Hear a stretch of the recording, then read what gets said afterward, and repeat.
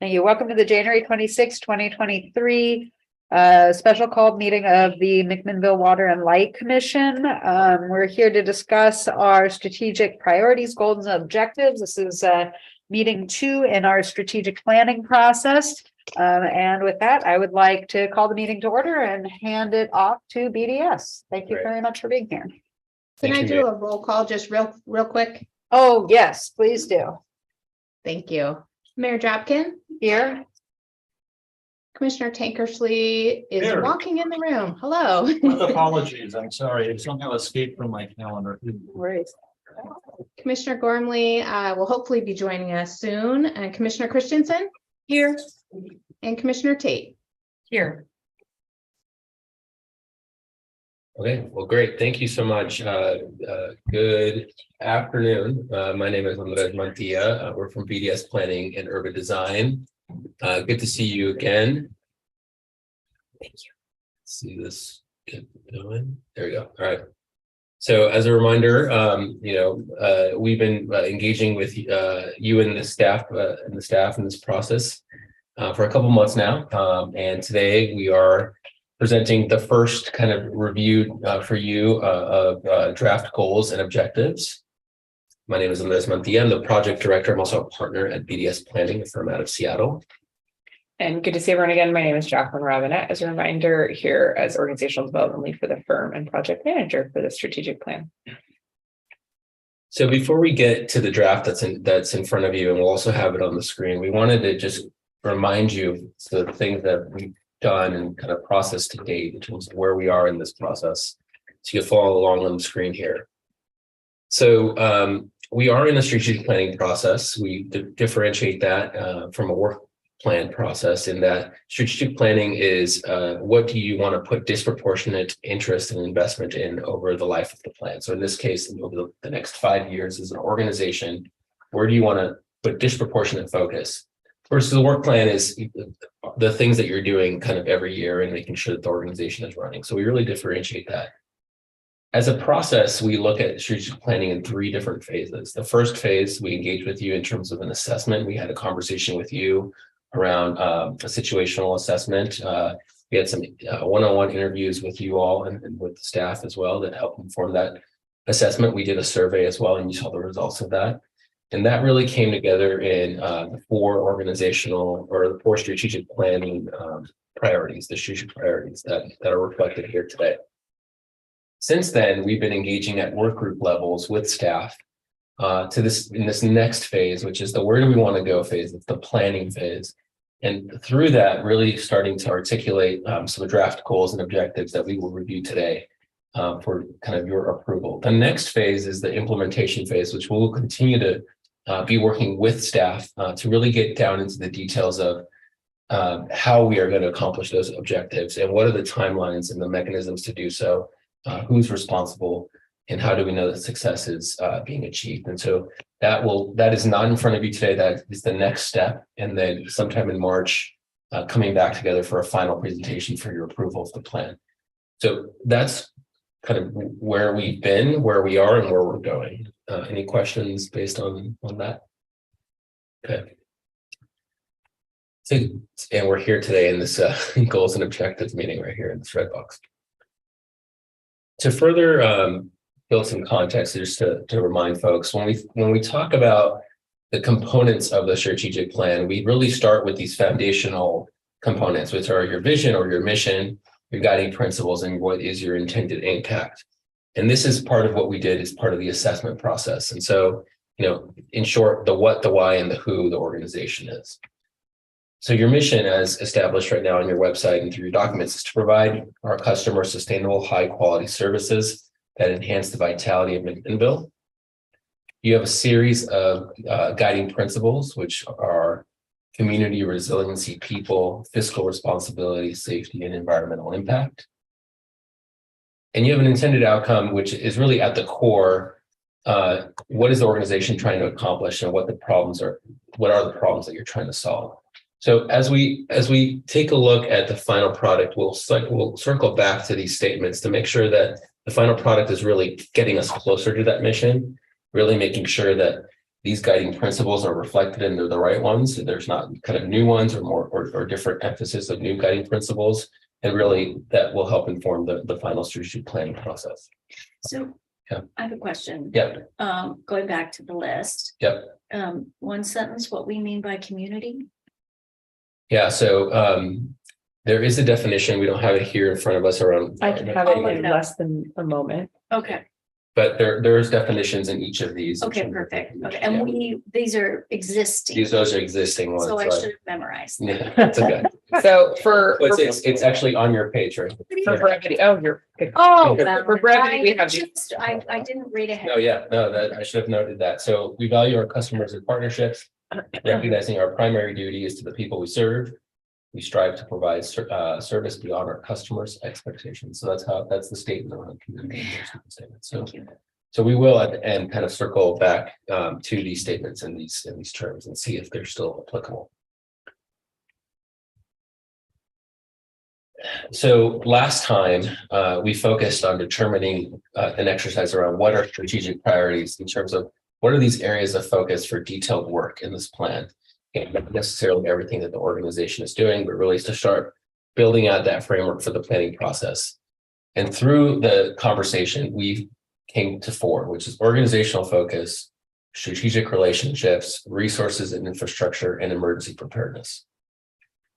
Each of these, as we think about the whole strategic plan, each of these strategy areas are supported by a goal.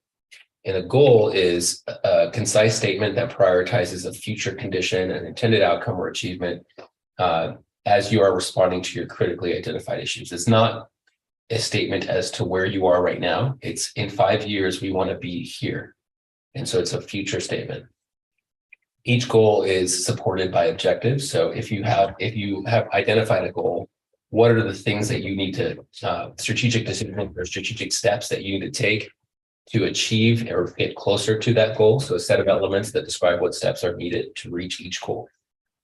Each objective is supported by actions and measures that are identified by the staff, that once you as a commission have set the strategic direction, the staff then comes together and says, these are the actions that we think we need to take and how we need to organize ourselves to be able to meet those objectives to reach the goal that you've identified. And so those are tactical details of everyday work of how the organization tracks progress and it's achieving that objective.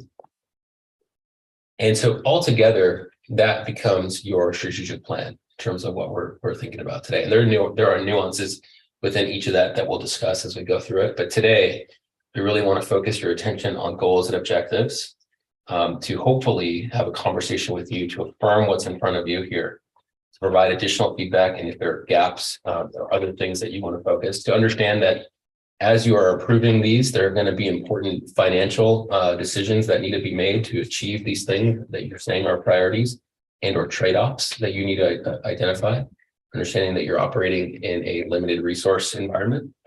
But today, and then hearing from you as to what kind of metrics you need to be aware of in order to feel like some of these things are being successful. So that's what we're doing today, goals and objectives. Any questions? Okay. Okay, so I did have one question. Sure. So no, I don't have a question. You know, okay. So I have a question. As we go through this, if one of us thinks of something that they probably should have thought of 2 meetings ago, is it appropriate to talk about it now? Sure. Okay, great. Certainly. Yeah, we think about strategic planning as not as a linear process. So as things come up, it's going to be iterative, and we're going to keep on adding. Okay. Yeah. So I don't know if this is the time, but when you talked about community, I looked at that. One of the other things that we're not talking about here that I think about it, the community here, is the employees, the staff. Mhm. And I think if the board is saying this, rather than the whole organization, I think we value our employees, customers, and partnerships. Mhm. So I think one of the values of water, like I've seen over the years, is the way people work together in our community here. So Yeah, and great point. There is in the third bullet, this concept of people. which is pretty general, but it's foster a culture of trust, communication, diversity, and innovation. So just keep that in mind. But there's also, as we go through organizational focus, there are some elements that we can bring forward on that are specific to employees as well. Okay, Okay. but I don't, what I don't want to do is end up with something that doesn't mention, if it's from the board, that we value the employees as Okay. part of our community here. Okay, I heard that. So as a reminder, these are the four kind of strategic plan priority areas that we were using to organize the strategic plan. We want to just take a minute to kind of orient you or to review the last commission and staff meeting, just so you remember the things that we did. And the purposes of the next couple slides is to just remind you that we went through an exercise where your feedback was captured in a wall graphic, that we used that feedback to pair with a similar exercise we did with the staff to really inform these key issues, and all of this information is what helped us inform and draft some of these the goal statements. So I'm going to take a few minutes to kind of go one by one here with a little bit more legible table here as to what some of the key issues that you and the staff identified and kind of what we thought were success. So for organizational focus, some key issues were identified with succession and planning for the board, but also for the staff. And really to get at this issue of maintaining institutional knowledge that really didn't rely on the individual, but that there was a system in place to be able to kind of be proactive about that. Similarly, the staff talked about succession planning for the board and for the staff.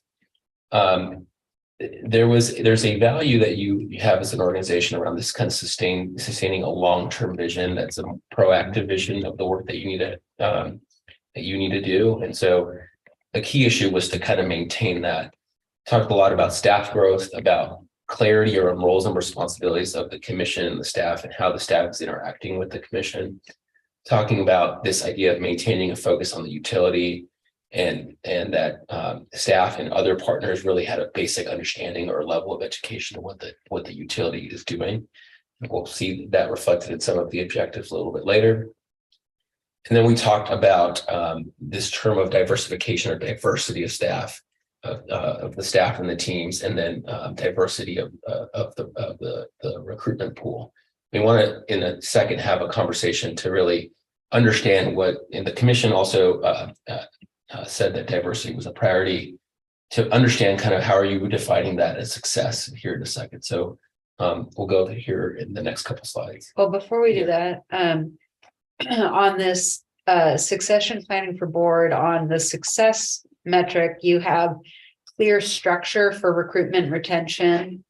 So as that relates to the board, I mean, I think everybody in the room understands the current process for board recruitment, which is an individual decision. What I think structure, I wonder if the word process doesn't belong in there. Perhaps those mean the same thing to you, but there's not a process currently by which applicants come to the forefront outside of going out and, picking amongst those that are known, but there's not a way to bring lots of talent forward so that there's an applicant pool to pick from, which means without that process in place, whoever is in this chair has less ability to access a broader and a more diverse potential board. So I would appreciate the word process in there, that for me, a success here would be that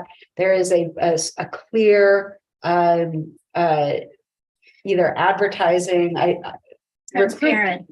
We Well, want transparency right. in the recruitment and or application process, right? An application process as opposed to just recruitment, right? Yeah. Because those are two very different. One is that you're going out to bring people in, and the opposite would be that there is a methodology for people to let you know about their talents to be considered.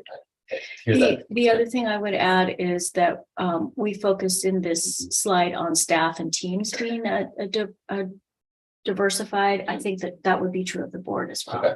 That we would agree upon the goals around equity and inclusion in this commission as well. And so as we go into the objectives, I really want to bring back the discussion around how is the commission defining their goals around equity and inclusion and diversity to give guidance to staff of how they need to accomplish that or attempt to accomplish that within recruitment and within all the other things that you just Can I mentioned. ask a clarifying Yeah. question? Does the organization currently have a DEI committee, advisory body, or process? Okay, perfect opportunity. Yeah, no. Great. Okay, thank you.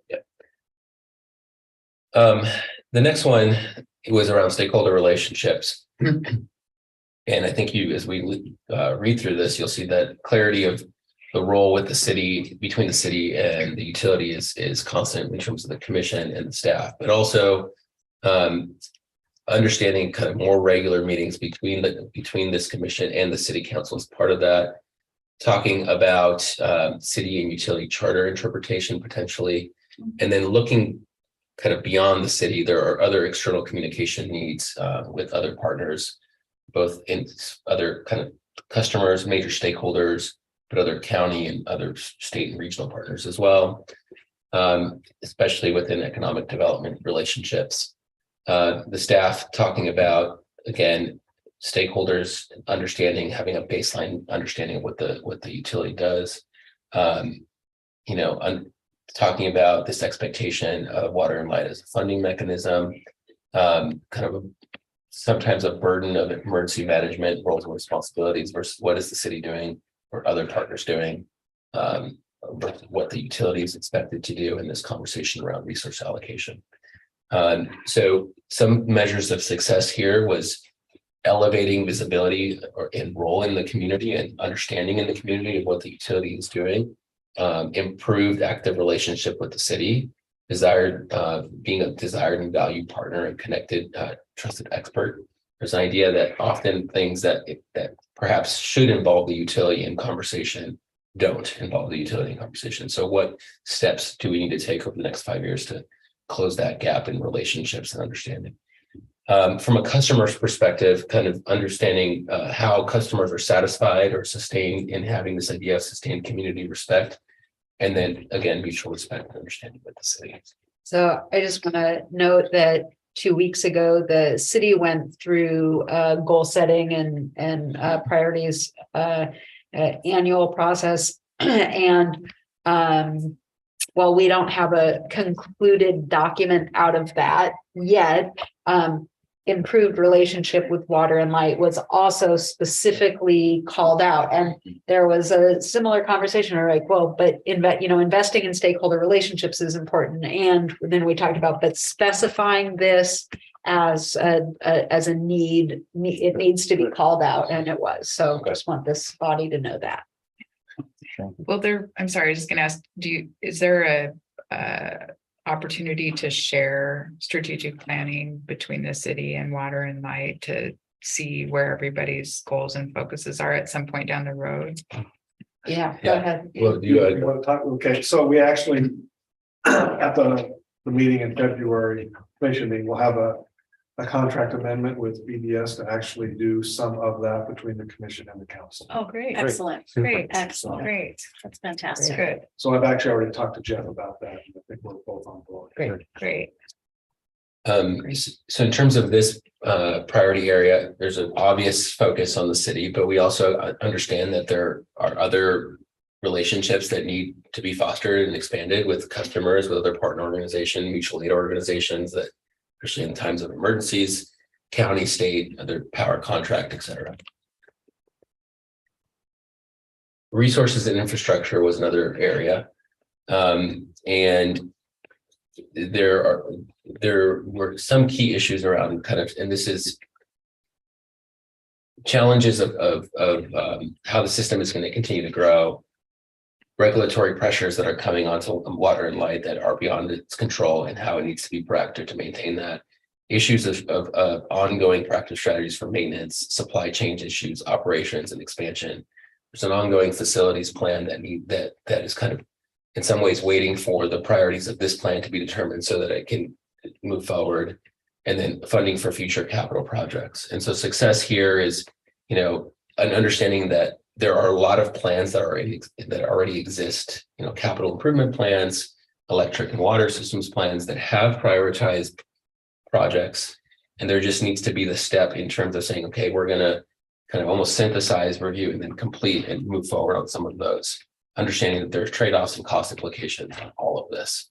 There are success around property acquisition and things that need to happen for investments in system redundancies. So there are very key decisions that the board or so the commission needs to make so that staff can move forward on that. There's an understanding of needing to maybe lean in a little bit more into innovation, into things that maybe aren't your current reality right now, but trends suggest that are coming down the road in 5, even 10, 20 years. And there are kind of intermediate steps that the utility can take over the next 5 years to get prepared structurally to align or to address those. Are you kind of specifically talking about responding to electrification on that one? Electrification was a really big one that we're going to talk about, but there are other ones, that we talk about in terms of solar or AMI or some, hydropower is another one I think that came up. AMI to me means area median income. Yeah, it's Is that what advanced metering. It's Advanced metering infrastructure. Advanced metering. digital, right? infrastructure. I mean, is that basically instead of a person, it can send the, Well, Back so to currently we're putting in a system that's one way. AMI is actually two-way communication. So got it can talk to the meter and the meter can talk back. yes. Mhm. Okay. AMI, Mayor in My World is also made like that, so I had to just shift it as well. So yeah. So that's resources and infrastructure, and then emergency preparedness, which is again a roles and responsibilities key issue.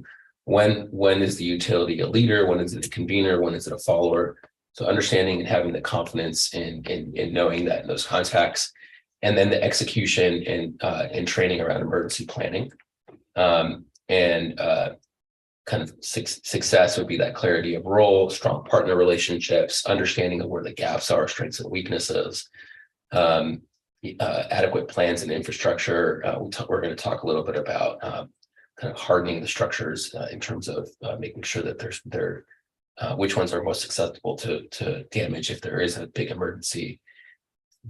Well-educated staff in terms of how they are implementing their training on emergency preparedness and ability to enact those emergency plans. So I think with this one, I'm just making a statement, Sure. right? There's two different types of emergencies that we're talking about. So those that John can declare an emergency, right? Of an immediate situation that's occurring within this, within Water and Light's purview. But there's also the formal process of emergency preparedness, which I heard the board have a lot of like, how does it all work and how do we fit into that? So I see this as sort of a dual process. Yeah, there are those day-to-day kind of emergencies that the Yeah. utility is responding to that is kind of almost like a work plan item that they need to be ready to do. And then there's these broader kind of citywide, regional, and state emergency systems that the utility needs to know how it's plugging into Yes. it, and where the leadership for the city is going to come and how the city and the utility are going to interact on that. Okay, so based on these conversations with the staff and with you all last time, we came together with, we provided some draft goal statements. And over the last couple of days, we've been kicking those goal statements around with the staff in work groups to kind of provide feedback on those draft goals and to come forward with draft objectives. And so now this is what you have in front of you. We're going to go through these. So just to remind us, a goal, when we talk about it, it's concise. It prioritizes the future condition. So it's not where the organization is now, but where do you want to get to? It represents what we call an intermediate step to achieving that vision or mission that we talked about earlier. It's not specific. It's not too specific. It's pretty general. It's aspirational in that way. And it's usually limited one per strategy area. So some examples real quick. We did, BDS also worked on the MacTown 2032 strategic plan as an example. And this is housing priorities. So this is the goal statement, create diverse housing opportunities that support great neighborhoods. That was a goal there. In Tacoma, around nature and built environment, we had a goal around Tacoma, Washington, outstanding stewardship of natural and built environment. That was a goal. In contrast, an objective is what we usually use the SMART objective acronym, which is specific, meaning what exactly are we doing and for whom? Measurable, is it quantifiable, or can we measure it? Is it achievable and attainable? Can we get it done within the proposed timeframe and available resources? And if not, what are the trade-offs within that in the discussion, setting up a discussion for that? Is it relevant? So is the objective a step that will further the goal? And is it time bound? When do we intend to accomplish this objective? And if what we want to do is 20 years out, what is the intermediate step that will get us closer to accomplishing that 20-year goal? So as a reminder, here's the goal statement that I just mentioned from MAGTown. So create diverse housing opportunities that support great neighborhoods. An objective in that plan is more specific, conduct thorough and timely planning and forecasting to ensure that regulatory frameworks and land supply align with market-driven housing needs. So that is supporting this goal around creating diverse housing opportunities, but it's more specific as an example. Another example is Tacoma, outstanding stewardship of natural and built environment. This one, a lot shorter, improve and maintain Tacoma streets.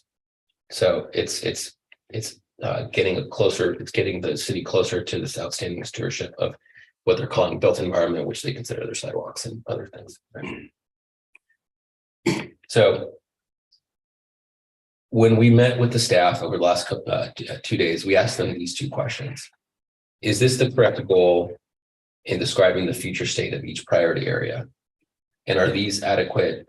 And as we brainstorm objectives, are these adequate SMART objectives to achieve that goal?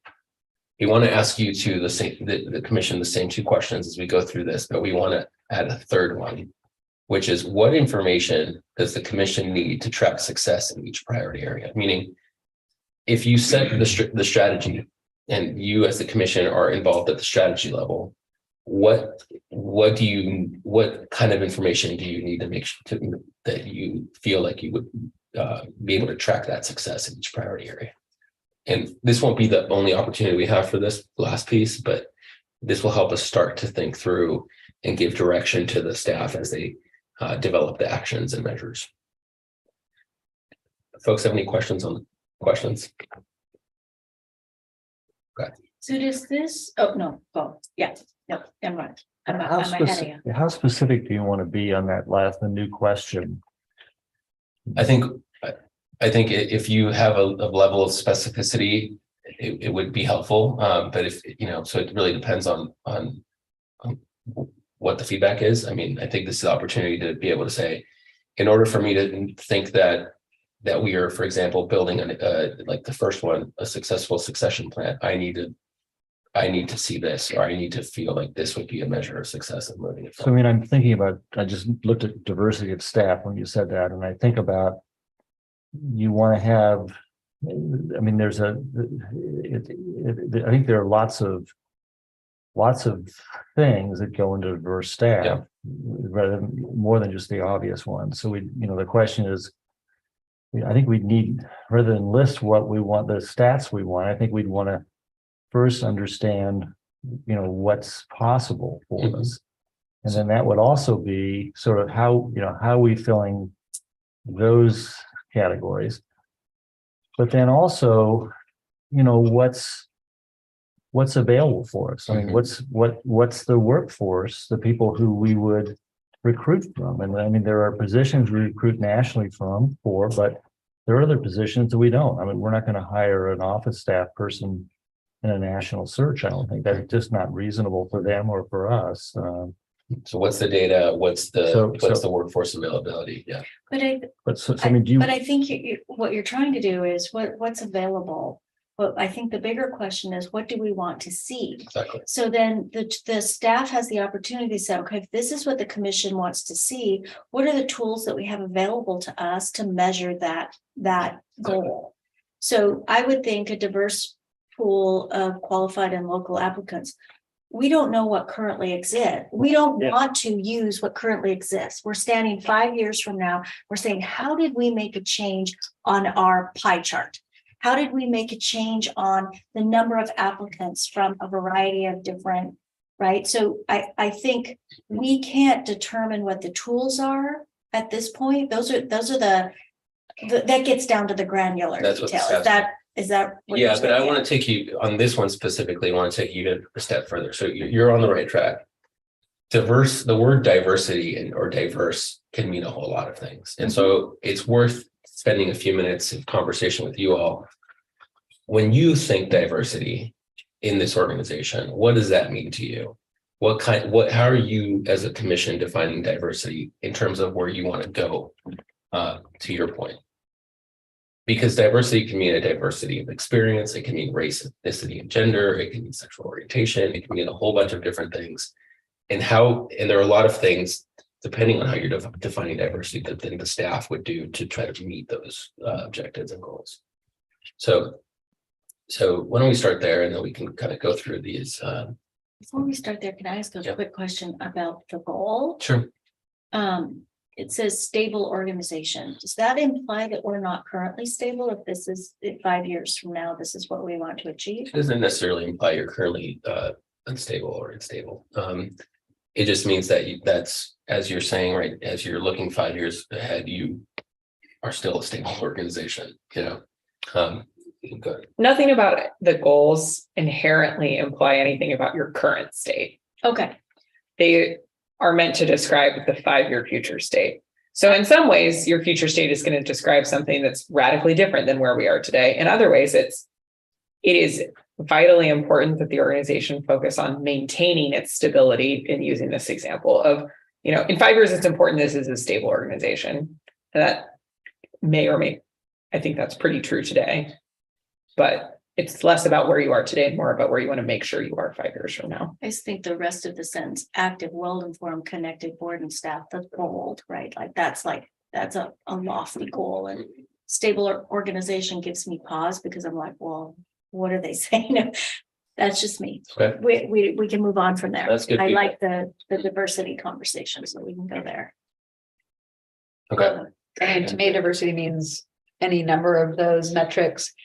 But I think it's a mistake when you try to say, well, you try to pinpoint what diversity is and say that's the description of the person that we want at the table, as opposed to what are the barriers to entering the organization. That's where, you know, what are we thinking about in terms of what barriers are there for a disabled community and able-bodied community? But, you know, if we look at the metrics of the existing organization, it's, you know, majority white, it's majority able-bodied. There's, I don't know exactly what the age range is, but where are we with young people coming in? Where are we with people that, you know, where are we with bringing people in that have lots of experience, that have been in the industry for a while? So to me, it's not to me, the word diversity right now gets attached maybe to a more narrow scope in which it's like, we want this to be diverse. There's an assumption that we're saying, well, we're talking about race, gender, sexual orientation. But to me, that's really just only part of what we're talking about when we're talking about diversity. It is all of these other aspects of a broad range of experience and age, et cetera, et cetera. So to me, it's a pretty broad term, but again, the goal to me would be identifying the barriers that are lending themselves then to this being, you know, to there being more pillar, right, kind of like things within the organization that tend to not have the same change or fluctuation. And so, you know, how do we get more young women, regardless of race or sexual orientation? How do we get more young women, you know, interested in STEM jobs through workforce development, et cetera? So go to the last topic on under key issues. What's that say right there? Yeah. Hyper-technical challenges. That's exactly the challenge. And what you just said, STEM is the key. Because I mean, you think about those things and the years of experience and the engineering, or whether it's alignment, a water worker and the years of experience to get certificates to be able to operate the system. Those things take, many years for people to develop those skills. And so that's really, in my mind, I'm thinking about that. How do you broaden your applicant pools so that you can draw from more people? Well, I know I have some ideas on how to do that. And So I really appreciate what the mayor said about diversity. Once we define it, we've eliminated people to participate, right? So we have, but I can understand from an HR perspective, there needs to be some baseline, right? Like the average age of the employee here is, that's probably information that's accessible. And so do we want to look at broadening the age, and then how do we do that? I understand the sort of nuance of trying to figure that out, right? Because numbers matter and they also hurt because you're pegging people, and I think that's a problem. I wonder if it's dual process, right? So one is when I read the number 3, I would like to change the word from and to that. So enhance career pathways that build a diverse pool of qualified and local applicants. To me, that's outward engagement. It's engagement with young people who are exploring careers. So how does Water and Light position itself to be an industry partner in the academic world, and that we are sought out to participate in class activities, that we're sought out for tours and engagement with young people. And sort of that's our community benefit, that we can give information to young people to explore this as an industry. But then there's also the current state. We need to have people working here. So to me, that's the barrier identification. What are the types of things that this organization needs to lean into that give us, the Water and Light HR department and job postings, more exposure? Where are those barriers? So is it barriers in language? Is it barriers in sight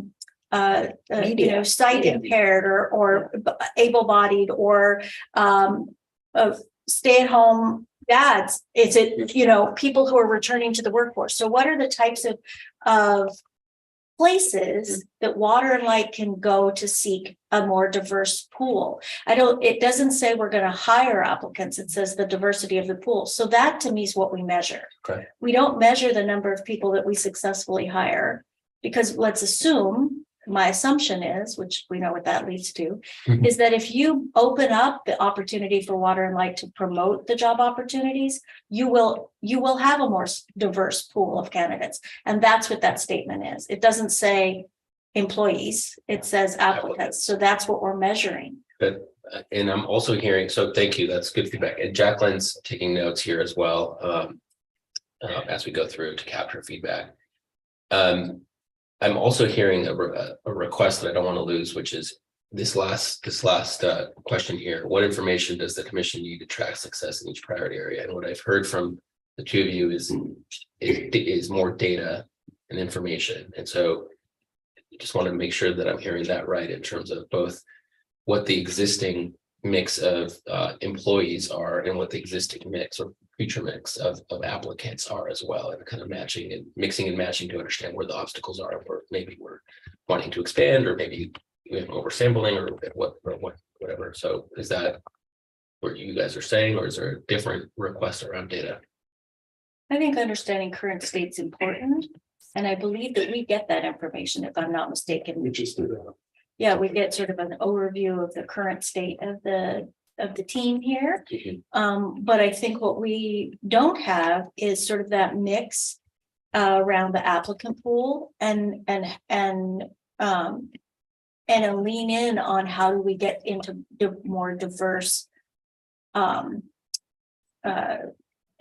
opportunities that would result in a more diverse applicant pool. So how do we support the team as they start to build that toolbox? And then I think step 2 is, then what do we need to do from an onboarding process if we have a candidate of diverse pool of diverse applicants? We see a couple of applicants in that pool that, hey, if they just had X, Y, and Z, they'd be awesome employees. How do we then support the enterprise to build X, Y, and Z? So you can bring somebody onboarded as a sort of I hate to say the word, sort of a pre-apprentice type of program, you invest in their skills and now you've got a great employee. You've eliminated that barrier. Yeah. And to that point, go ahead. No, go ahead. Well, as we talk about this, I think about, there are kind of some moving pieces here. One of them is, of course, we want to, it's wrong to have barriers to people that don't make sense. I mean, there can be barriers that make sense, like, we do not want an engineering manager who's never had any engineering experience, or a water treatment plant operator who doesn't know how to do it. But historically, there have been a lot of barriers that didn't make any sense compared to the job. So we want to be sure we're not doing that. And John, you and I have been talking about this for several years. Mm-hmm. We've also realized that in the past, the company has sort of gotten by and large, by kind of, your aunt worked here or your uncle worked here and you knew about it, and that's how you got into it. And then once people got in on that track, the company, I think, has done traditionally a pretty good job of letting people start and then grow into different positions. I mean, there's some positions, like Mark's position, I don't think you start as a meter reader and work up to being the finance director. But I think there are lots of positions where people do that, and we've done well there, but we've discovered that isn't fair to the rest of the community that doesn't have that connection already. And B, it's bad for the company because we have this pool of people who would help us fill hard to fill spots if we could make it sort of known to them what's available, and when they get here, make it comfortable for them. Because they may look around and people don't look like them, or people don't. There's lots of other things. So I think that we need to sort of build on what we've done, but figure out a way to make the possibilities open to a lot more people. Okay. Yeah, when I look at, diverse of qualified local applicants, my thinking was a long time ago in our business, we had to sort of stop looking for the what's your definition of qualified, but somebody who could walk in and do the job day one, we kind of stopped looking at that. And actually that became, we just started only looking at character traits and, learners and people who, were hardworking and had some of the basic skill sets that were needed for the position. And then we always expected that we would just train our own and grow our own. And it was just a necessity for the workforce that was out here. And I think some of being in a rural community, we just couldn't expect to get people to walk in the door to be qualified from day one. But I was also going to just say, as far as data is concerned, to know how we're doing with breaking down those barriers, is that I think it would be necessary to track incoming applicant data for positions over time to see if you're getting diversity in those applications and getting different people apply than you did last year or the year before, which is going to tell you whether you're breaking any of those barriers down that you have. And I think that we also, I think the commission would be interested in keeping a track on what are we doing for recruitment? How is that evolving and growing? Are we making steps to break down those barriers, and are we recognizing what they are, and are we doing what we need to do to get past them? And I agree, not just the numbers, but what's the process? I mean, it may be that the numbers don't show up, but the process is okay because it's just taken a while. And so rather than say, staff, you failed at doing this because you haven't got any more applicants, it may take another year or two for this to sink into the people we're trying to reach. And so I think we need to be very careful how we look at this, but we need the numbers too. I think we need to give some clarity about what we mean by barrier. So a barrier could be academic attainment for certain skills, but I think when I think about a barrier is someone can't come to work because they can't find affordable childcare, or they need to split a shift because they have to take care of getting kids to and from someplace mid-afternoon. So their lunch is not at 12 and 1. It's so is the company. Are there positions in the company that have flexibility? Are there positions in the company that have the opportunity to, or are there benefits that the company could look at that eliminate the barriers of someone being able to be a good employee here, but for transportation is often a barrier. I think language is sometimes, but when I think about water and light, it's not English or Spanish, it's understanding utility language. So when I look at a job description, can I understand what the job is without knowing how to define all the words that are in there? So I look at a lot of jobs that are technical. If you gave me common speak, I would understand, oh, that's project management. Oh, that's data entry. But if you're using a lot of terminology that the average person might not understand, they can't relate their current skills to what the company's looking for. So I think barriers can look different. And I think out of fairness, I would like to look at a list of barriers that, the expert, in the HR department is going to say, these are what are common. And are these the types of things that we should sort of think about tools for, or measurements, when an applicant comes in and we do I don't know if you do an exit interview if somebody's not successful, but maybe these are the things that they're looking for in a job that this job doesn't have. So. Thanks. Yeah. Thank you. Appreciate the conversation around definitions or kind of approaches to diversity, barriers, obstacles, kind of the data. I think that helps the staff start to think about kind of what are the actions that they could put into place to support some of your goals here. And then understanding that some of these, if there's a shift in terms of how you are doing hiring, that there's a trade-off in terms of like cost and timeline and effort and having you as a commission understand what that is so you can make the, approve the right decision. We talked about onboarding and we kind of dove right into number 3, which is fine. But, the goal, Water and Light is a stable organization with an active and well-informed and connected board and staff. The first objective is to execute a succession plan for commission and staff to ensure smooth transitions, record institutional memory, and minimize disruption. Number 2, strengthen interdepartmental communication, for example, work plan administration, and clarity on roles and responsibilities, work plan onboarding, roles of staff, relationship with board, et cetera.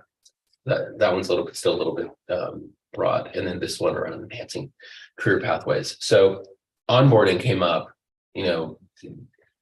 integration of that onboarding in terms of how folks are brought on, trained, educated about the work that they're doing. And then as the teams are doing the work, kind of strengthening this interdepartmental communication is something that's trying to be highlighted in there. And then this idea of succession planning, which we talked about at the beginning, there are current things that the organization is doing related to staff succession planning, but board succession planning is less clear. And obviously with some of the new commissioners and transitions that are expected, that might be something that the organization really puts a focus on over the next couple of years. Yeah. Just Remy sort of touched on that, but I think the board and staff can provide suggestions, but the charter is really clear. The mayor appoints, and I like Remy's idea of setting up. I know she's capable of putting out requests for applicants and stuff, but I think I like the idea of her setting up that process so the next mayor, whenever that is, would be able to have something to say, well, this is working. But I think we have to be real clear that mayor gets to do what she wants to. Yeah. Yeah, I'm not interested in trying to change the charter by any means. No. But Yeah, but you can do that, I'm saying, I just want to make sure that we don't plan for something that you don't have anything to say about. yeah, I mean, that's kind of one of the tricks, right? Like, no matter what, whoever's holding the role, I mean, they'll have that ability to conduct the business any way they want to conduct the business.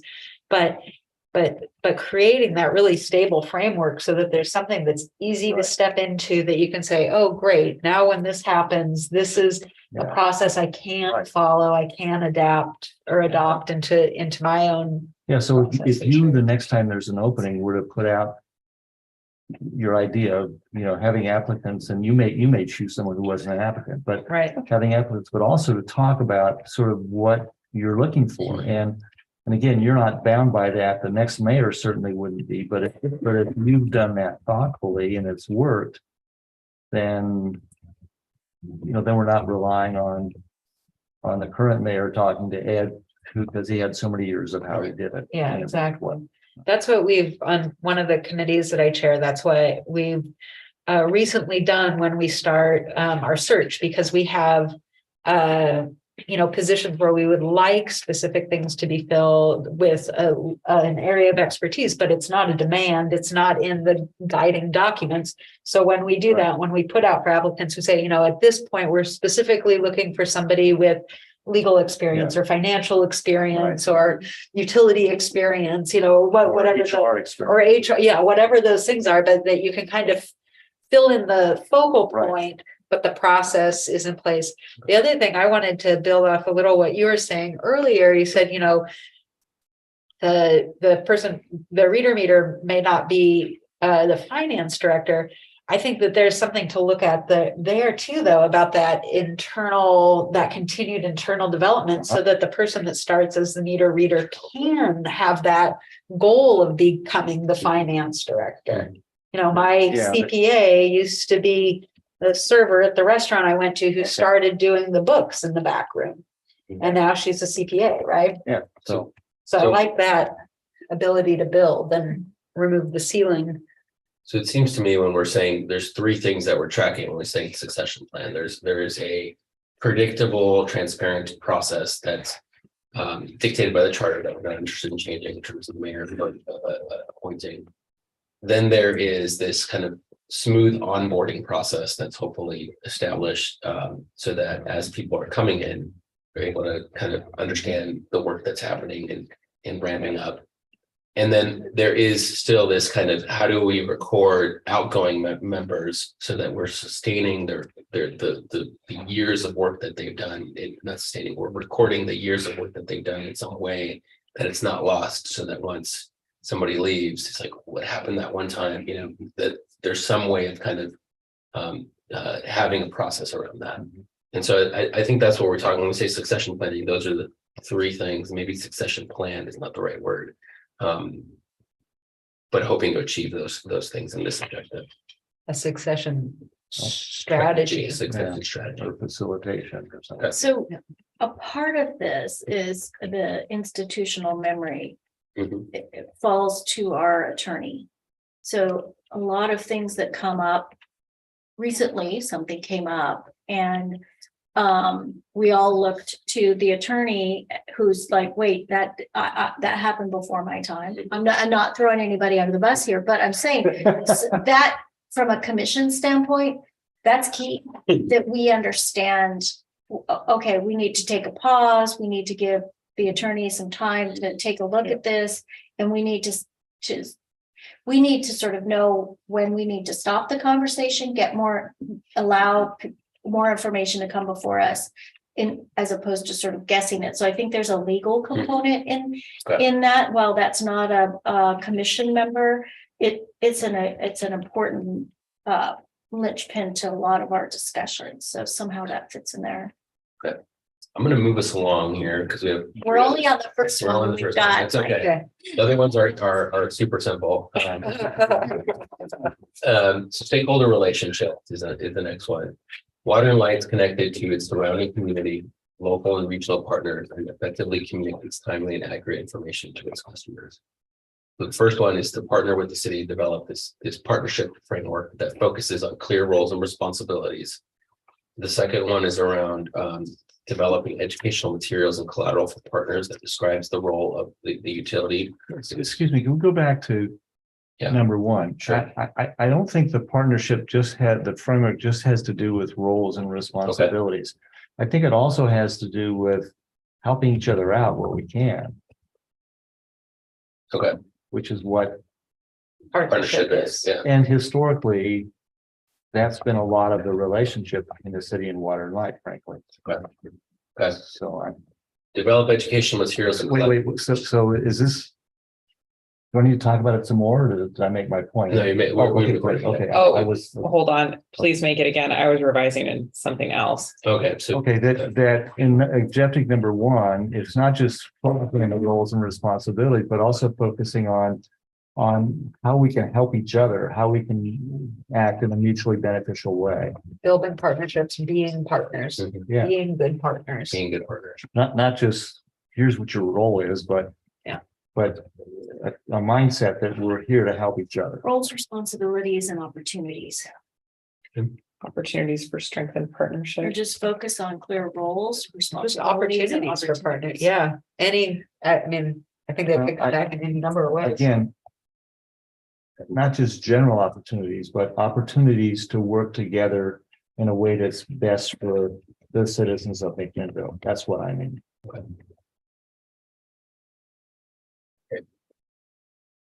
Okay, number two, develop education materials and collateral for partners to describe the role of the utility, the use of natural resources, and to raise the profile of the utility.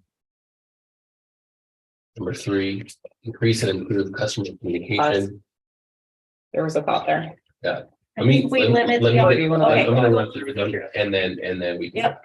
Increase and improve customer communication, including kind of the breadth of information available to the different customers, education tools and styles of communication. Focused on improved communication with major stakeholders to proactively understand their needs and to be aware of major moves. For example, Cascade Steel, school district, large developments in the city. And then expand partnerships. This is what we were talking about earlier. Expand partnerships with educational institutes to increase awareness of utility as trades and opportunities. So go ahead. You had a comment on increase and improve customer communication. So 2, 3, and 4 feel like they're the same, of the same ilk. On 2, I'm concerned that we define it as materials and collateral. I think that limits the opportunity to look at different ways to communicate. It's not necessarily with materials. Maybe just tools. Right. It also means engage in other committees, and it means be present when there's important discussions happening. It means a lot of things, but it's more than just a flyer. And I sort of see flyer in that. Okay. Heard that. I think that I don't know how you measure this, but part of what's nestled in all of this is elevating Water and Light as a trusted partner, community member. So focused, improved conversation with major stakeholders. That's about building and earning the trust of industry, of the community, of other partners. And I think that, again, that's more than communication. That's showing up in a different way. That's it. That's giving sometimes more than you get. Mhm. So it's more strategic than just having a conversation with someone. And I think that's where this organization can really start to understand how to have better, more meaningful, value-driven relationships with all those that are served. And that goes beyond what community, when you just communicate, So right? I heard trusted partner. I heard what you're really talking about, like relationship building and strategic relationship building. Yes. Okay, hear that, make that note in the notes. I agree with Jody. But I think one of the things that's happened is we have done a lot of these things, but the word hasn't gotten out. And people have forgotten what we've done or what we do. And so it's important not only to do it, but also to communicate that we're doing it, to keep our story told. But I'm gonna just say, that assumes that what we're doing matters to others. It assumes that we're doing the right thing. If you only have one-way communication, I think that's what we're talking about, is creating, so we do good work. This organization does good work. We have an outstanding team. There's no question there, but it's closed. And what's occurred over the last few months is that there's not been a sit around the table and how do we work this through kind of feeling? How do we have a different kind of relationship with those large users? That's relationship building. And that's different than saying, look at what we're doing. Why are you not? I think you misunderstood. The first thing I said, what I really meant was, you're right about we need to do these things. We need to have the relationship with the school district or Cascade Steel. Which, by the way, John, I've heard now from two different people how appreciative the community is of your idea, your staff's idea on the trailers with the high school kids doing it. You know, sort of that sort of thing. It's so we need to do it. We really do. We need to do those things, but we also need to be better at making sure the whole community knows what we're doing. Yes. That's all. I agree. We need, the most important thing is we do it, but then in the past we've done it and then people downplay our role in the community because we haven't tooted our horn about it. To being proactive around building profile, I think what I'm hearing from you is it's not just communication, which might be like one way outreach, but it's more of a focus on improved relationship and engagement with community clients. Yeah, so for instance, what was it with when the high water mark came in? Was that 5-10 years ago, John? Longer than that. Well, okay. Contract high water mark? Yeah. That's 2009, 10. Yeah. Okay, so back then, what happened was EPA gave you tier 1 and tier 2 power, which was different rates of power. I know, I listen to Jamie all the time. Okay, good. And Cascade was in a position where, their last 2 years use is what gave you your tier 1 allocation. But before that, unfortunately, there'd been a big downturn in the economy, and Cascade had basically had to shut way back. And so they ended up, we're going to have a much lower tier 1 allocation because of the financial problem they've been in. So staff went to Bonneville, went to bat for Cascade at Bonneville, and got Bonneville to give them more time to build a high water mark, which saved them millions of dollars, right? And helped people in town. So we had that relationship. We did the action with the customer, but I don't think anybody who wasn't involved in the business knew about it. So that's a perfect example. So that's why I'm saying Sometimes you don't communicate. toot your own horn, others do it for you. So that was an opportunity to encourage Cascade to be the champion. To go to your point about building relationships, we meet with Cascade on a regular basis now. But so what I'm saying is, we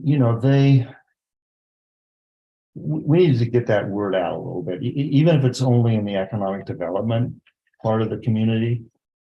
But and so that's what I'm saying. The communication part is important. And the way you perhaps do that is maybe not just in continued conversation with Cascade Steel, but with other economic development partners, and say, like, this is an example of how utility helped Cascade Steel, and let us understand what some of your needs are, which is on here. You're a major stakeholder, and so being a little bit continuing to be proactive or to expand that with other types of major. Or use it as an example. I hear it as the Sense of job's economic- not done until you tell everybody it's done. Right? Yeah, and it happened more recently. I don't think we publicized, or anybody publicized very well, the role that Water and Light played in keeping the creamery in town after the fire. Yeah. You know, I mean, they talked about the fire department and all that, but they didn't talk about us moving lines and easements and stuff like that. Sometimes you give them what you'd like them to say. Right. I'm just saying as a. But it- No, okay, no, that's fine. Yeah. And I'm sure, and it's tricky to do because at the time, you know, Yeah. we wanted to keep the creamery happy. So maybe it's something that you do in a report to the community and, you know, later, so it's not, it's tricky, but I think it's important. We do better at it than we have in the past. Go ahead. I was just gonna comment that, you know, I think Jody's point also, though, is that if we aren't continually focusing on engaging and creating relationships, like there's a lot of people that don't care. Like they, like it isn't going to like, it isn't going to hit a place with them where it's gonna make news because they're not engaged with Water and Light. They don't know what Water and Light is. They don't know what it means to the community. So unless you're, you know, unless you come on their radar screen as somebody they respect and support and are interested in what they're doing, then they might not pay much attention to the good work. So it's a very. I'm just saying you need both. circular. I'm agreeing. You Yeah. certainly need what Jody's talking about, and you're talking about. You need the other two. You need to be mindful. Communications is just one piece of relationships. Right. Right. We just did planning a board lunch, and I have a vegan, a dairy-free, a gluten-free, and a seafood allergy. Sounds like my family. And finally, we asked the people making the breakfast to use even maple syrup instead of honey, just to meet all the vegan criteria. And I said, okay, I've got the menu set finally. And somebody wrote back and they said, I just want you to know, nobody on the board's going to appreciate the amount of thought that went into this. But to your point, if I bring the lunch and I say, I just want everybody to know, we paid special attention to make sure that this was a vegan, gluten-free, dairy-free, seafood, horrible meal. Yeah, and it's tricky because it's hard to tell. The people who were benefited by it will take it as, well, you're not complaining about you had to help me. So it's a very tricky thing. I get it. I get it. And it's why it's been much easier in the past to figure we did the right thing and that's enough. So maybe as a summary of the notes, and we'll put the notes that I put up here, but so that you're hearing, I'm hearing you. I think that maybe there's a little bit of modification to the goal itself to really speak to the point of an increased profile, which will help accomplish something. And this idea of trusted partner as being part of that. I think that's some wordsmithing we can do on our end. And then when it comes to modifying the objectives, you're absolutely right, Judy, this point of like communicate. That's one element of what engagement is. So thinking about how, what did I put here? In one, we're thinking about not just partnership, but opportunities for collaborative partnership on behalf of the citizens, something like that. Two, educational tools rather than material or collateral and mechanisms. So it's not just a physical thing. That's one part of it. But that it's, you know, thinking about different strategies. Oh, he's putting my tiny words up there. And then in number 3, thinking about customer engagement. And when we do the final recap, I can speak through, but so that your brain is thinking into my very colorful brain.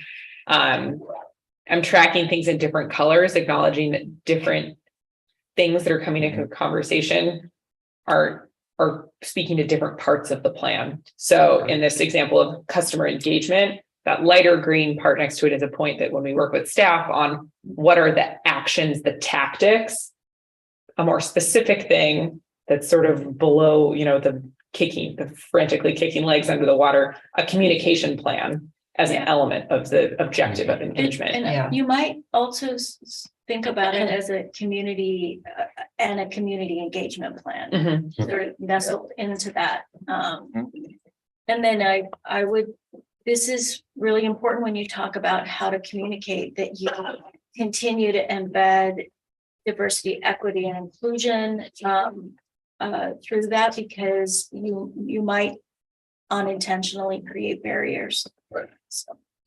And this is something, this issue you know, your profile and your engagement of the community is something that they talk about at both regional and national levels. That, you know, we're not the Lone Ranger here. Mhm. Okay, we're gonna switch to follow along on your sheet here, and then we can see live Okay. because I feel like All right. I should have done that before. So the next one is around resources and infrastructure on page 2.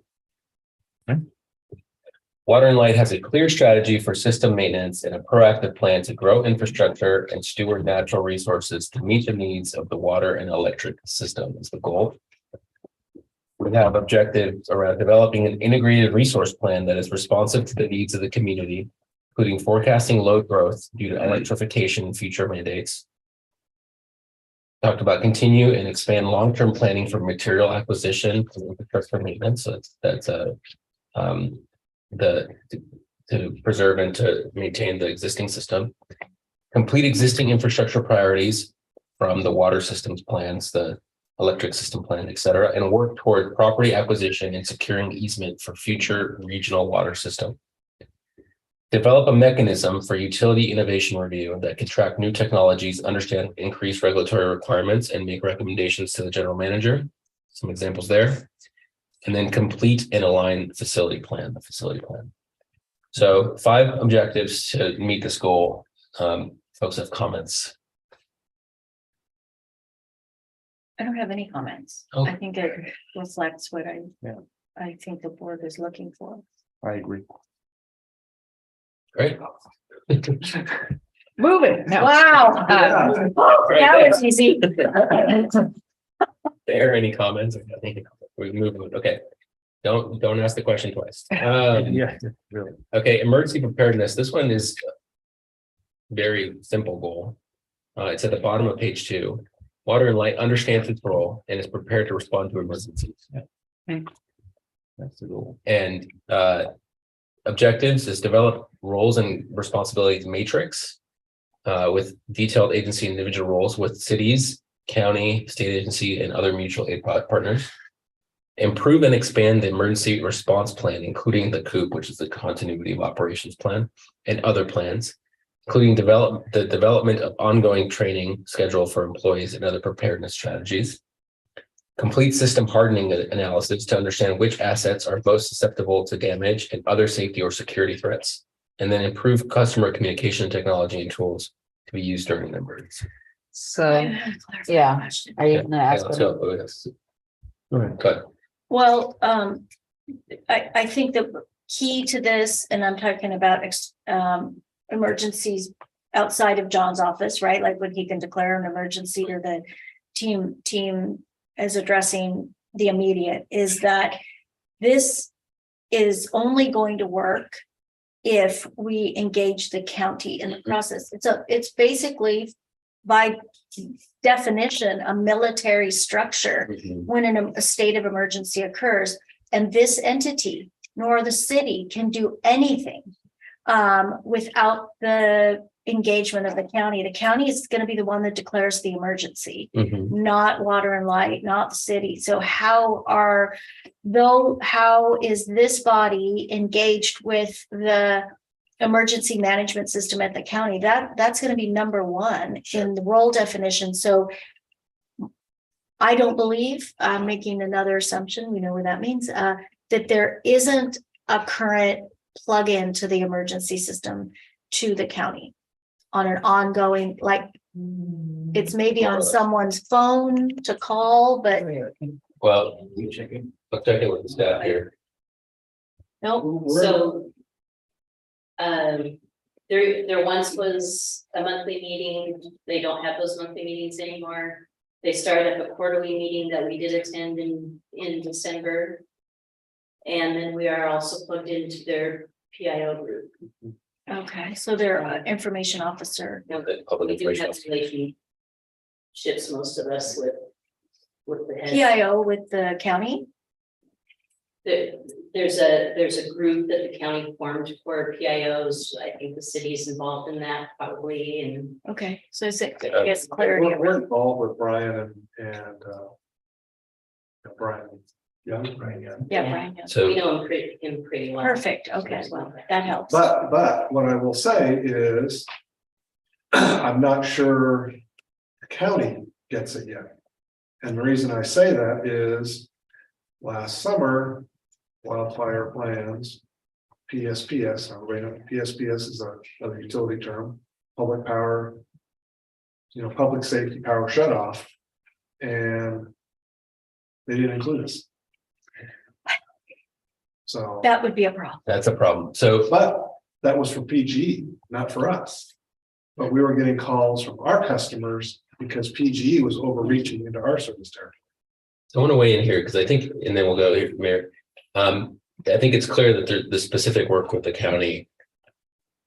I think based on the conversations that the roles and responsibility matrix also is a conversation locally within the city of who is leading emergency management within the construct of the city utility framework.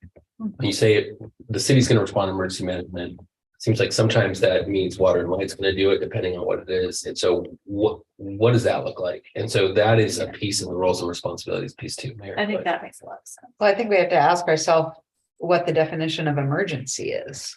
Do we have that in here? Because if not, then because an emergency could be a lot of things. So we could have a cyber emergency that really only affected the would affect everybody, but happened internally here, in which case we wouldn't be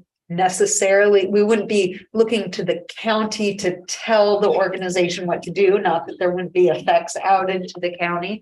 There's the obvious, we have Cascadia hits, and then it does, we defer to the sheriff and theoretically follow our emergency plans. There's other types of emergencies that could be encompassed in this. And so I think getting a definition for emergency and then having a plan or having objectives that attach either to that specific definition or that it gets broken down a little bit more would be beneficial. What the roles are, and just perhaps, and then perhaps some of those definitions could be achieved in number 2, which is the emergency response plan, which says in this kind of emergency, we are doing this, or this is how we are integrating with the county. And this other kind of emergency, we're doing this other thing. That's sort of what I wanted to talk about. It seems to me like there are 2 kinds of emergencies. There's one that's our problem, that we can, or even if it's everybody's problem, but we can solve it. So if a big windstorm comes through and blows down a bunch of power lines, we'd like to have the county declare the emergency so we can get federal money or something. But basically, we don't need the county to help us do that. In some situations, though, we do, or we need the city because those trees may be blocking roads. Okay, but I mean, right, things that I think we can. There's some things that we should have at least a contingency plan to take care of without having, if the county is busy doing something else. Sort of things that are really in our wheelhouse, and that we should, because I think if there's a really bad emergency, Cascadia or something, we need to do what we're supposed to do as a team player. But I don't think if there's stuff we can and reasonably can be expected to do on our own, we should have a plan to do that rather than wait. I think it's talking about authority. What does Water and Light have authority to do? What's the authority of the city, of the county, of the state? And I think that the emergency will fall under one of those, right? Well, it's authority and ability, both. And so I will use this example. Sure. When I was working on the Santiam Canyon wildfire recovery, people started and organizations started to go in and clear areas, which then reduced the ability for those homeowners to receive FEMA. oh wow. So when you understand ability, a lot of people had the ability to, but should not have, because down the road, that homeowner now is going to suffer because they So did it out of process. That's an example. Okay, so we should you should talk about that beforehand. That's, I That's think the- what that's- this is about, is I think really that's the understanding. combination of roles and responsibilities, which Yeah. include ability and authority, decision-making authority. That is also then embedded within your broader emergency response plan, so that But you like, already go. to Jody's point, we're gonna go through and we're gonna make it safe. So people also need to realize that it has to be safe too, and we may have to do something that somebody may not, because we have to make it safe. So my assumption is if it's something like that, that there'd be a command center established in the county through the emergency manager. But I think what we're talking about are the details of it. What we really need to understand is what's the process, and are we as an organization clear on where we intersect and what the chain of command is? And if we make a decision as an organization out of that system, can we bear that risk? Okay. And so I think we're talking about process. And I think there's another aspect to this too, which is what about somebody else's emergency, right? California wants water, electric, Yam Hill wants water, whatever it is, when somebody else declares their state of emergency around some asset that we have, is there a guideline or an ethic or a policy that you can go back to help guide the decision making for the organizations? Yeah. Yeah. So We have mutual aid agreements. So basically, as those organizations are part of those agreements. and John, will back to your trailer idea, will those 3 trailers be part of mutual aid with other water utility? Okay, so that would cover all that. Yeah. Okay, good. And so, we have the ability to provide mutual aid, but it's, do we actually have the resources to provide it? Right. And so we make that determination. Yes, we have the resources, so therefore we're going to go ahead and do that. We've done that many times with other utilities. So it's a very normal thing for utilities to do that back and forth. And Jody's been involved. You've seen that from the fire. I've seen that, yeah. Sorry, to that point, I just want to say, or I just want to ask, like, there's times when things are going to come up and there isn't a mutual aid agreement. And then it's like, how do you respond when you don't have pre-planning in place, and what are we going to do? I just wanted to address the last item, the customer communication. Or at least I just had my thinking around that was, I kind of going back to other communication topics and looking at water and light and how they're seen in the community and what their value is, and what we bring to the community when we have an emergency, especially something that would affect water and electricity. It's really, I think, pretty quickly becomes a negative for water and light, because people immediately, want what they don't have. And so I feel like if water and light considered being a leader in the community around emergency preparedness and disaster planning, and people saw work ahead of time, like how we do the work up at the watershed to keep the trees away from the lines, and there's a lot of things that water and light does now to try to be proactive in preventing what somebody would think of as a disaster if they didn't have electricity for 2 weeks or Tree something. trimming in the community. All the money we spend. So Yeah. I feel like if we took that in as part of our work to communicate to the community how much resources are expended ahead of time to, sort of minimize, the impacts of the systems that we have on when a disaster occurs, it will be more helpful when we do have something wrong. So that goes back to what Tom was saying earlier about not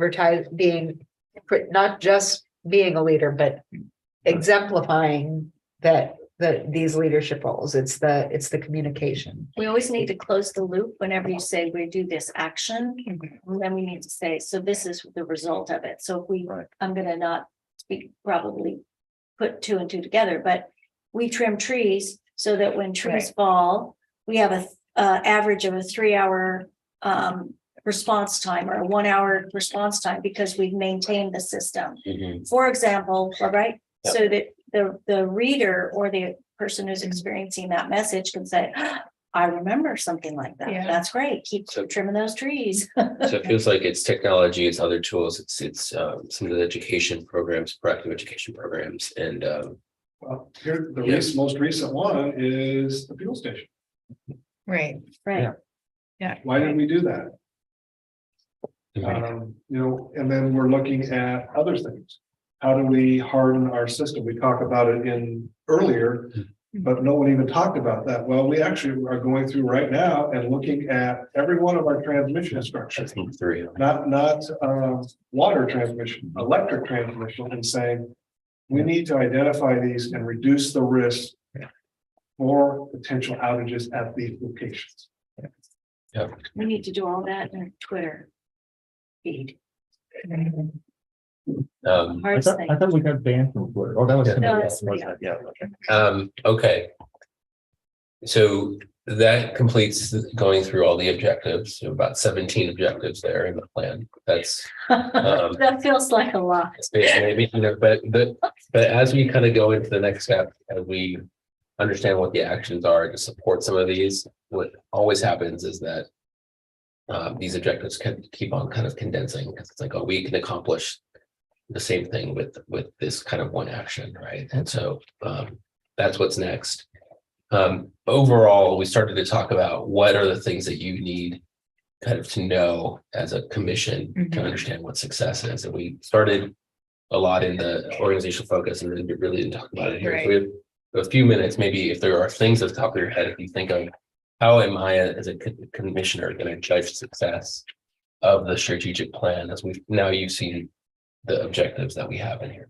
Well, on the onboarding of commissioners, which is, I know is a narrow part, but the idea that, if we develop the commissioner and keep the institutional knowledge, I think we should look to see what resources we offer to new commissioners. And I've been looking to see, what MWPPA has, what APPA has, and maybe whether MWPPA could, which includes not just municipal utilities like us, but also co-ops and PUDs. Those, especially the co-ops, have all sorts of board member education stuff, and some of it doesn't apply to us because our accounting is different and but a lot of it does apply. And so if we can figure out a way that that's available to new commissioners or even old commissioners, that either a lot of it's free, and if it's not free, the utility should pay for it and make that available. And so maybe have that be one of the metrics is to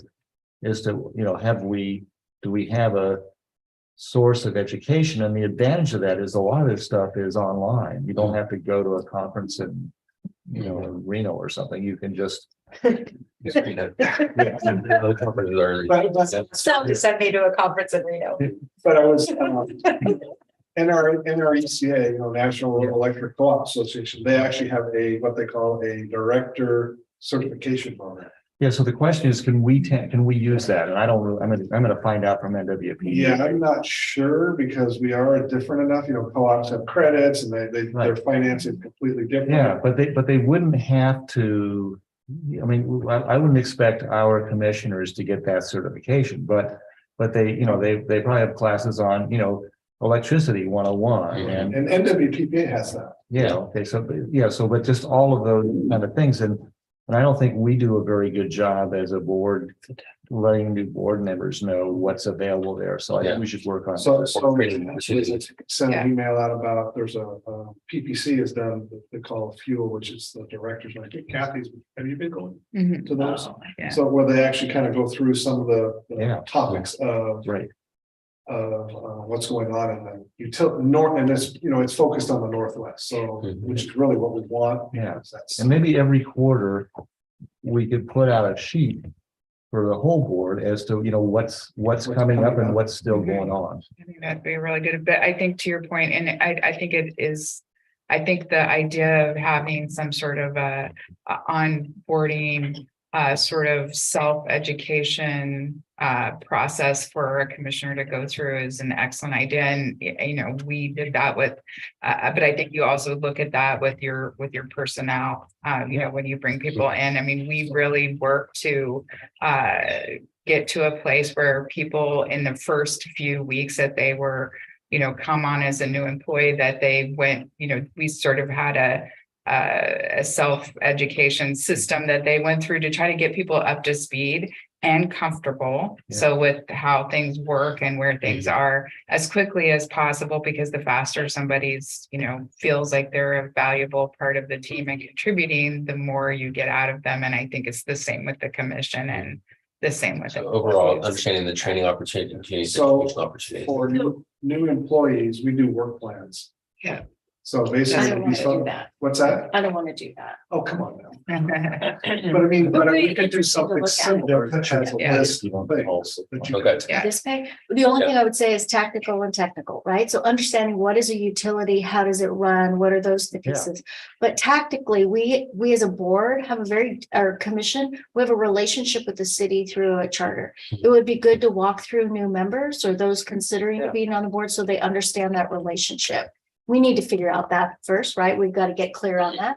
But I think that to me is what the difference is here. Okay. And if we're going to have conversations about being better partners and trusted partners and seek out opportunities, we have to understand the ground rules. And then I'll get to everything else. Yeah. You can't measure something that doesn't have an opportunity to measure it. So I know how to measure execute, which means create. I know how to measure develop, complete. You get me, right? I don't know how to measure enhance, strengthen, improve, because we need baseline to do that. Focus, that's really hard to measure. Okay. So I think giving clarity as staff starts to think about what are the tasks that we could do let's give them what we want. The purpose is to improve, but what's the action that we're asking them to take? And I also making a lot of assumptions today. A 5-year plan is really the opportunity to build runway for new work, right? And so we'll take an evaluation of our 5-year plan in about 3 years, 3.5 years, right? As we start to think about what's the next evolution look like. So we've got to understand the baseline so that we can measure where we are and what didn't work, which is almost more important than what did work. So I think we need to learn where staff is saying, man, this just is not working, or we can't find anything. And then are we as a commission going to say, okay, we lean in and we're going to lean in with money or resources or additional X so that we can get, if it's still important to us, right? So I think there needs to be some sort of built-in check. And Or change the goal to something that's achievable. Well, I wouldn't change the goal and Maybe the within that objectives. 5-year Objectives, period, yeah. but you could certainly adjust the objectives or modify the tasks. Yeah. And one of the things that we talked with John is building in as part of, once you have this plan is only as good as it's useful for the staff to do the work and how you can bring back the results, to your point. Yeah. And so, maybe aligning that annually, I think with the budget process, what John's idea was, so that if there are needs for resources That makes sense. or shifts of priorities, that you're doing it all at once. There are other ways as you're tracking to understand, baseline data or dashboard data, say, okay, this is going up, it's going down. Perfect. My sense is that as the commission, you're not going to be interested in this. I don't know, maybe each of these 17 objectives have several actions under them to achieve. You're not going to be interested in having a review of 45 different metrics. And so what we really want to do as part of this plan is to get what are the key 8 metrics that you guys care about, to understand, is the organization progressing in the way that you want it to? And is the strategic plan being implemented in the way you want it? Right. And then relying and trusting the staff to be able to kind of track all the other things to move forward. And it being very open to understanding where the barriers are, so that we can say, okay, that's going to get in the way, or okay, we're going to work around that until we figure something out. Yeah. So We're 10 minutes to wrapping, I think. I think we have 2 hours, right? Oh, started a little bit late, but I'm very sorry. no, that wasn't your fault. 300 people don't even have to look at a calendar. So you want to do a quick review of the thing, or we should? Sure, I think it would be worth, I I have one Please, quick yeah. question. I was trying to find it, but as I recall, there was something in here about the relationship between the commission and the staff. Was there something in there about that, I thought? Yeah, there was a key issue of how is the staff interacting with the commission? Yeah, and that could mean a lot of things. And so I trust that if there is something we need to address, you will tell us, right? Yeah. I mean, if say the chair is spending too much time on the other employees or something, you'll tell us that, right? Yeah. I think where that came up, that's in the organizational focus goal, which might be the one that's worth putting back up on the screen, because I was taking a lot of notes on that discussion, probably worth recapping. In that goal is aligned board and staff, and where that came up in the work group Tuesday now, I guess 2 days ago, was just thinking about further opportunities for enhancing the relationship between commissioners and staff, even honestly, the staff sitting in on this session, and as they pick up the reins and here, just modeling that behavior and ensuring, at commission meetings, and maybe it's not always just these folks, but ensuring, which I know does happen because I witnessed a commission meeting, that additional staff members are being a part of the reporting, feel like they're engaged with commissioner members, so that it's not just this top down. Okay, good. And because, and it's not John, but we had a general manager who came from a different kind of experience and was not used to the level of commission involvement in the details. And to his credit, he quickly adjusted and helped us adjust too. But if that's and I realize if it's done wrong at the commission level, it can be a problem. So you will let us know if there's a problem, right? Yep. Okay, great. Certainly. So just like, as we stated earlier about, just because something is your goal for 5 years, it doesn't mean that you're radically correcting for something. No. It's identifying that it's important that it's true 5 years from now. Right. So as a quick recap, we just have a few more minutes, but I took a lot of notes in this section, especially. So I want to say these things back to you as we launch into the next phase. On objective, and now we don't have it in front of you. So as you follow along, I want to make sure I'm citing things correctly. So moving back to that first page, objective 3 is about, we changed that conjunction from and to thinking about that. We're building a diverse pool. And then you can see I started capturing in that kind of lighter green, the tactical things that we'll launch in with the staffing in our next set of work groups of actually how we go about accomplishing that objective. And then these blue are sort of trying to think of the things that you as commission would be interested in tracking. So a lot of baseline knowledge across the board for lots of these, of thinking about the current state stats on our current applicant pool and how we're learning about trends over time. The point that was made earlier of it's going to take time. So even just seeing that the tactics are changing or evolving over time is something that would be important to the commission.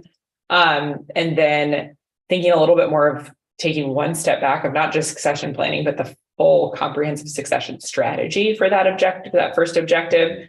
And then a lot of good conversation. The font is way too small for you to read that, but capturing your thoughts on onboarding tools, ongoing resources for commissioners to be, taking advantage of new training opportunities and tracking what those resources are, making sure that they're available to commissioners. And then I just have this additional note on the second one, which is about interdepartmental communication. And that came up in a conversation of how is this pipeline of developing, the meter reader who learns that being a finance person is, even on the horizon for them, and how in the academic world, they call those career ladders. Career ladders. One question. Sure. Now that you've accepted my change on 3, enhance career pathways that build a diverse. I think it's more than career pathways. I think it's because I don't think water and light can have an impact on a career pathway, but they can be engaged in that conversation, right? That's an academic thing. But is there a way to develop outreach tools, mechanisms, strategies to build a diverse pool. But I think the career pathway was our career pathway here. So a career ladder. Yeah. Okay, yeah. It was, how could somebody go from a meter reader to some other career within the organization? And what steps they need to get to that. So to me, that's a tool, right? That's a marketing Absolutely. tool. If you start as a meter reader applicant, we'll support you to get this way, that way, right? So that to me is a tool. But I think the bigger challenge is the community outreach to meet new and diverse populations that would be encouraged to apply. To use those tools. And that they would then Yeah. see those tools as a benefit to Mhm. continue to apply if they're not as successful. And to stay here. Yeah. Okay. So thinking, so we can do some more noodling on kind of what that means, Because I but think, remember, it's the difference between if we're measuring the applicant pool, we're not measuring employees, right? So we've got to make sure the tool fits the what we're trying to measure. Yeah, Well, we want the tools to fit as big a group as we can get. absolutely. and I think that that's probably a perfect point for Andres, if you move across to my sort of bike rack over on the side outside the box. Okay. I took some notes and I just want to say these back to you on the whole point of diversifying the applicant pool and these topics of what do we mean by diversity? And Mary, I did my best to sort of encapsulate your initial thoughts. And then Judy, I think you had some of those additional bullets of it's less about boxing ourselves in by defining diversity and either checking that box or not. Yeah. Someone's very wisely stated that once you define something, you're inherently limiting it. So it's less about defining diversity and more about identifying barriers. I think that feeds specifically into those objectives of a career pathway or creating a career ladder is a tool. So how are we identifying that the tool is, really tackling this barrier? This initial brainstorm of barriers, I think that will be really helpful. Hopefully staff has found that helpful and the other staff that's participating in that process will be helpful to see, here's what we're thinking about that are barriers that oftentimes socioeconomic demographic data tells us that these barriers are tied to certain populations, but not always. And that can be a challenging topic to kind of wrap our heads around when we're talking about the complicated topic of diversity. So just stating back to you all, we've captured those notes. Good. That will be really helpful for staff as they think about, when we're talking about an objective around a diversified applicant pool or diversified workforce. Here are the barriers that we can actually take a stab at tackling and trying to disrupt or create mechanisms where how are we supporting our employees with childcare or transit or other. So I want to make sure though that we're speaking from what we know, which I'm not an HR professional. My expectation is when you bring back the final document to us, that it'll have best practices already, maybe existing tools that aren't currently being funded through the organization. So we're just giving a place to start. Yeah. We're not expecting that this is the finite list. You're giving us strategic guardrail around like this is the things that we are looking for. And then when we come back with kind of the final product, there'll be more details. Yeah. Okay. And I think From the expert's perspective, not Yeah. from the board. So this is an approach, but we're not defining the approach. okay. So it was really just that first objective in the diversity topics that I want to put up. I think we kind of touched on these as I was making live edits otherwise. Okay. So where do we go from here? One more minute here. So we're going to take and synthesize all this feedback. Thank you for that feedback. And hopefully you see that this is moving in the direction that you want it to. And we're going to convene again in late February or March with the same work groups to start to develop those actions and say more tactical things of how to support and reach those objectives. And then towards the end of March, and we're still trying to figure out exactly the timeline, but in terms of as we kind of finish this process, we'll have another meeting of the commission to kind of essentially review and approve the strategic plan. And then it'll go to print and so forth. So that's where we're headed. Any questions, comments to wrap up? Very helpful. If there's other thoughts, especially around, the third question that you presented to us, is there an opportunity to Absolutely. send those along? Certainly. or- So I'll work on a summary of this and work groups in more detail. Mhm. I'll work with Trina to kind of encapsulating that. And, if you're out on your evening stroll tonight or, next week or so ever, Text you. please, yes, absolutely. Yeah. Please be certain to, Text Trina. yeah, text Trina, exactly. So yes, long answer, short answer, yes. Trina takes care of us. I know, yeah. So yes, thank you so much for your attention time. Thank you so much. Thank you. Meeting adjourned. Thanks for a nice job. So then this morning I went to the NIC board meeting. Our president reported. We